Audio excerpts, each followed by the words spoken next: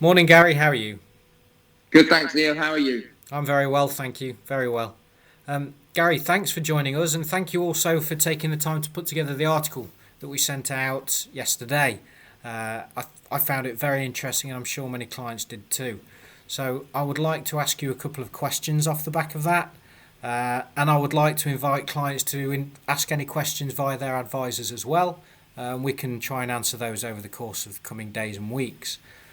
Gary, the first section. So you're clearly advocating the government approach with the lockdown and the social distancing. So, in contrast to opening up the economy again, how long do we need to sit this out? How long is a good long for a lockdown? Um, well, let me clarify that whilst I'm in favour of government intervention, which is your lockdown or your social distancing, that's really to enable the NHS and the authorities to bring in better techniques for controlling the effects of COVID-19 and eventually, hopefully, beating the coronavirus with a vaccine. But the point I was making in my article was that if we had just adopted a laissez-faire, i.e. no social distancing, no intervention whatsoever, then because the coronavirus is so infectious, we risk perhaps infecting 80% of the economy. And if the NHS was overwhelmed, possibly 2.5 million plus deaths.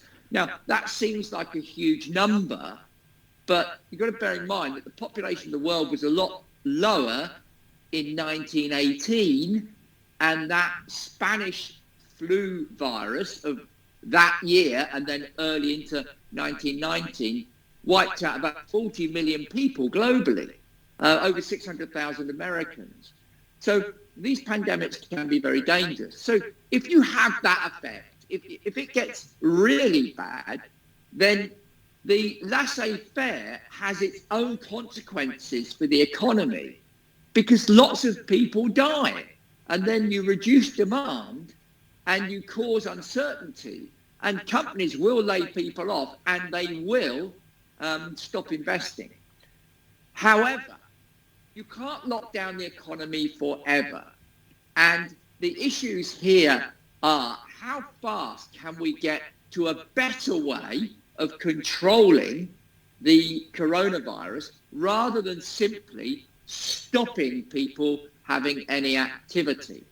And I would say that the economy can probably deal with this lockdown for something between 2 and 3 months before it starts easing.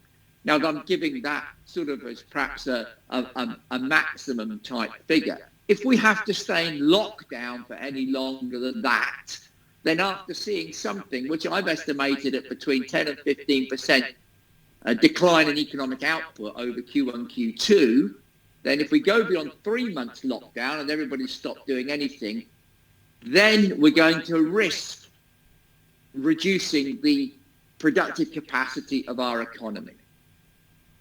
Sure, sure. Well, thanks for clarifying that, Gary. On to the next section there. So, in terms of rebuilding the economy, you talked a lot about innovation and creativity through boredom. Yeah. I found that very interesting point. The fact you mentioned you set up a YouTube account, uploaded your own videos and things. So, is it fair then to say that sort of when in a position of necessity, the human mind can thrive and can find ways of approaching problems, finding solutions in a way that they never might have imagined before, and that could lead to new things. Yeah. I think there are two strands to this in terms of the creativity. If you look at the book on boredom that I referred to into the article, it covers a number of positive outcomes from being bored. And being bored almost puts the mind into rest, and the mind then finds things to think about. That's rather different to humans being presented with a problem. And I'll give you an example, which I think is a good one.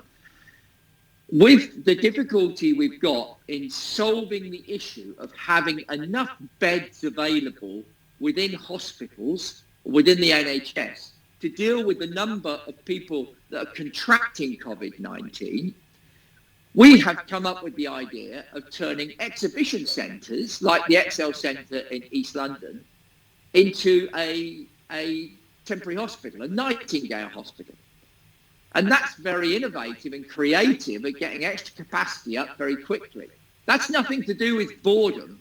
That's everything to do with absolute necessity. If you don't get those beds done, people will die.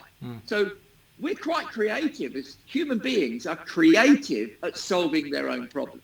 Sure. The boredom bit is rather different. This means that minds are lying idle because they're not doing they haven't got the type of activities that people had access to before the lockdown. And that brings its own creativity. We blue sky think, we consider other things, and we actually learn new skills, like me learning to upload videos onto YouTube. So people will learn new skills through this. They'll do different things, but they'll also think differently. And I think one of the big differences in productivity is a lot of companies have learned the benefits of home working. And I think that will become at least part of the way in which companies operate going forward. And hopefully, in bringing these new techniques in, improve productivity. Excellent. Well, look forward to seeing what that looks like. Gary, thanks very much. I'll keep this short. We've got the signal in and out. I think we've done well to get this far. I'll cut down now and get this process to send out. And thank you again. Thanks, Leo. Take care. And you, Gary. Thanks.